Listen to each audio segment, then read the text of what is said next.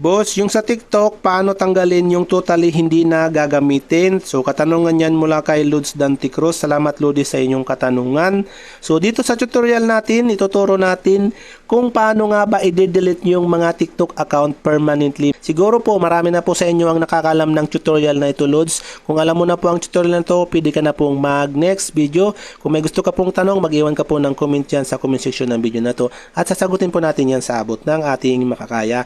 So, para dun sa mga hindi pa nakakaalam mga lodis kung paano mag-permanently delete ng mga TikTok account dyan, napaka-easy lang naman po nito. Bali may tutorial na ako nito lodis, so i-update lang natin kasi nag-update na rin si TikTok, diba? Ganito lang po ang inyong gagawin. I-open nyo lang po ang inyong TikTok app, and then pagdating dito, dapat nakalagin yung inyong mga TikTok account na i-delete or permanently delete. So dito po, punta tayo dito sa profile pag nakalapag-login na po kayo. Click nyo po yan. And then, mapupunta tayo dito sa profile ng TikTok natin. Pagdating po dito, pumunta tayo dito sa tatlong slash. Ayan. Tapos, punta tayo dito sa setting and privacy. And then, lalabas po dito. Pumunta naman tayo dito sa account. And then, dito sa account, lalabas po ito sa pinakababa, deactivate or delete. I-click natin yan. Pagdating po dito, may dalawang opsyon na lalabas, deactivate account, delete account permanently. So dito po sa deactivate account mga lodis, pag ito po ang pinili natin, yan.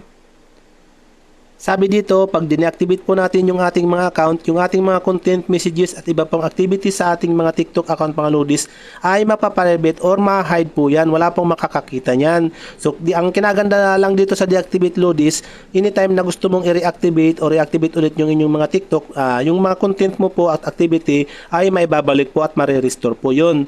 So, yan po ang kinaganda sa deactivate account. Okay? So, para lang ma-reactivate siya, napakadali lang naman yan, ilagin mo lang po yung iyong TikTok account para po ma-reactivate ulit ang iyong TikTok. So kung gusto mo po deactivate yan, i-click mo lang po yung deactivate button and then ilagay mo po yung password ng iyong TikTok and then madi-deactivate na po yan. Okay?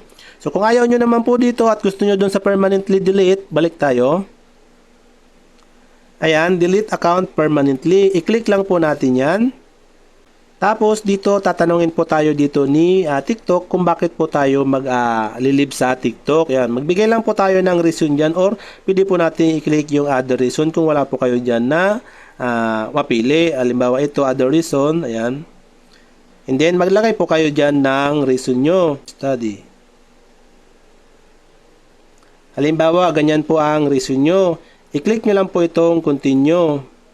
Dito, lalabas po ito. So, pwede nyo pong i-download yung inyong mga TikTok information kung yung TikTok account nyo po ay business or may mga mahalagang information po. Maganda po, i-download nyo yung information na yun para po may copy kayo. Kung ayaw nyo naman pong i-download yung information, nasa sa inyo po yan, pwede nyo pong i-click itong maliit na bilog na button. Ayan. Tapos, pag click po yung maliit na button, mag-highlights po yung continue.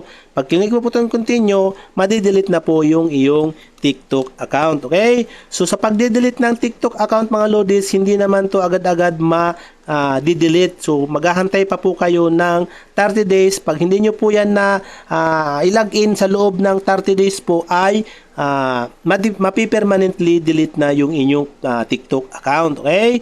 So, kung gusto nyo ma-permanently delete siya, wag nyo po siyang i-access sa loob ng 30 days. Kasi po, pag in-access nyo po ang TikTok nyo account nyo to, mare-reactivate yan and then babalikan nyo na ulit ang step na to. Kailangan nyo ulitin tong pag-deactivate. Okay? So, ganun lang po, Lodis, pag permanently delete ng inyong mga TikTok account. Napakadali lang naman po, Lods. So, sana po natulungan kita. Kung may katanungan ka po, pwede ka pong mag-comment sa comment section ng video na to at sasagutin po natin yan sa abot ng ating makakaya. Hanggang sa muli, Lods. Much love.